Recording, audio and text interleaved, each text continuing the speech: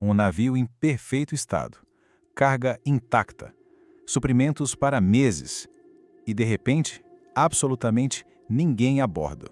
Essa é a pergunta que ecoa há mais de um século. É o coração de um dos maiores enigmas marítimos da história. Vamos mergulhar fundo nisso. Estamos no meio do Oceano Atlântico. Um navio fantasma, navegando sem rumo, com um segredo pesado trancado em seu convés silencioso. Se desvendar mistérios como este mexe com a sua curiosidade, aproveita para se inscrever e acompanhar nossas próximas investigações. Tudo começa com um encontro totalmente inesperado em alto mar. Um momento que transformou um navio mercante comum em uma lenda que assombra a história. Para o capitão Morehouse do Dei Gratia, alguma coisa estava muito, mas muito errada. Ele conhecia o capitão do Mary Celeste, sabia que o navio já devia ter chegado na Itália. Depois de horas tentando fazer contato, sem nenhum sinal de vida, ele mandou uma equipe a bordo. O que eles encontraram lá dentro era simplesmente inacreditável. A bordo, parecia que o tempo tinha congelado. Era como se a tripulação tivesse evaporado. As pistas não faziam sentido, eram contraditórias e só deixavam um mistério ainda maior. O que choca aqui é a normalidade da cena. Tá tudo no lugar. Os pertences da tripulação, a carga valiosa, tudo seguro. O navio estava perfeitamente funcional, pronto para seguir viagem. A impressão que dava era de uma interrupção súbita, talvez violenta e totalmente inexplicável. E aí vem o contraste gritante. As 10 pessoas a bordo sumiram. E o detalhe mais importante, levaram o único bote salva-vidas e os instrumentos de navegação. Isso não parece um ato de pânico, aponta para uma evacuação organizada. Mas a grande pergunta continua de pé, por quê?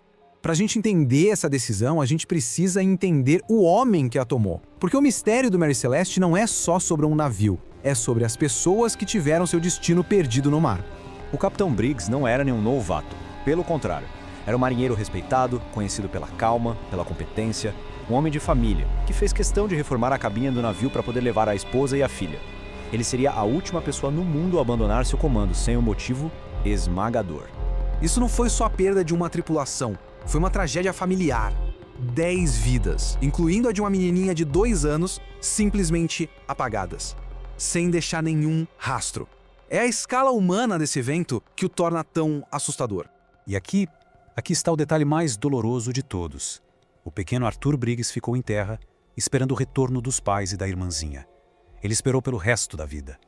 Essa ausência mostra o peso emocional, o vazio que essa tragédia deixou para trás. Com um mistério tão grande e nenhuma resposta, a especulação correu solta. Teorias fantásticas começaram a surgir, muitas delas alimentadas muito mais pela imaginação do que pelas evidências. Vamos pensar um pouco. Piratas não deixariam dinheiro para trás. Um motim? Improvável, com a reputação que o Briggs tinha. As outras teorias, elas pertencem mais ao mundo da ficção do que a uma investigação séria. A verdade, como a gente vai ver, é provavelmente bem mais sutil e técnica. E este slide ilustra perfeitamente como a ficção pode distorcer a história. Em 1884, um jovem Arthur Conan Doyle, o futuro criador de Sherlock Holmes, escreveu um conto. Ele mudou o nome do navio e inventou uma narrativa cheia de violência. Essa história ficou tão famosa que, para muita gente, ela substituiu os fatos reais, complicando o mistério por mais de 100 anos. Agora, vamos avançar no tempo. Hoje, com a tecnologia que temos, podemos reexaminar as evidências de 1872 com outros olhos, tratando o caso como uma verdadeira investigação forense moderna.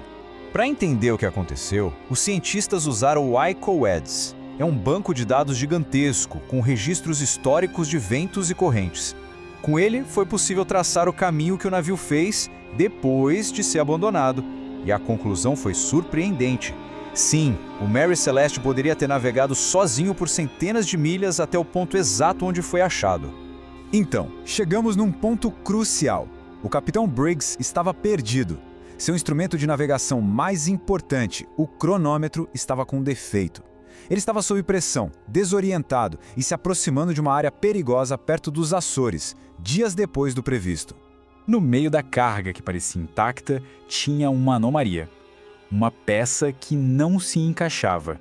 9 dos mais de 1.700 barris de álcool industrial estavam vazios. e essa se tornou a principal pista física de todo o caso. A chave do mistério não era o que faltava nos barris, mas do que eles eram feitos. Diferente dos outros, de carvalho branco, esses 9 eram de carvalho vermelho, uma madeira bem mais porosa. Eles estavam vazando e enchendo o porão do navio com um vapor de álcool altamente inflamável. Com todas essas pistas na mão, um capitão desorientado, bombas de água talvez entupidas e um porão cheio de vapor de álcool, a gente pode começar a reconstruir os últimos e terríveis momentos a bordo do Mary Celeste. Um cientista, o Dr. André Sella, fez um experimento que revelou algo incrível. Uma explosão de vapor de álcool num espaço fechado cria uma onda de pressão espetacular, mas não necessariamente quente. Ela poderia arrancar as escotilhas com uma força assustadora, criar um som terrível e uma labareda, mas sem queimar a madeira ao redor. Para a tripulação, aquilo pareceu o prenúncio de uma explosão que destruiria o navio. Tenta imaginar a cena. O capitão, já perdido, estressado. Houve uma explosão violenta vindo do porão. Ele não sabe se o navio inteiro vai pelos ares no próximo segundo. Ele toma a única decisão que um capitão, um pai e um marido tomaria para proteger sua família e sua tripulação: sair do navio, só até o perigo passar. O plano, muito provavelmente, era se afastar um pouco, amarrados ao navio por uma corda, e esperar a situação se acalmar. Mas no Atlântico o tempo vira num instante. Uma corda que se parte, uma tempestade súbita, e o pequeno bote estaria à deriva, perdido para sempre na imensidão do oceano. Uma decisão lógica que levou a um fim trágico. A teoria da onda de pressão se encaixa em quase todas as evidências. Ela resolve o paradoxo de um abandono apressado de um navio intacto. Mas, no final das contas, sem corpos, sem testemunhas, uma pequena sombra de dúvida sempre vai existir. E aí, qual a sua teoria? O que realmente aconteceu naquele dia? Deixa sua opinião aqui nos comentários.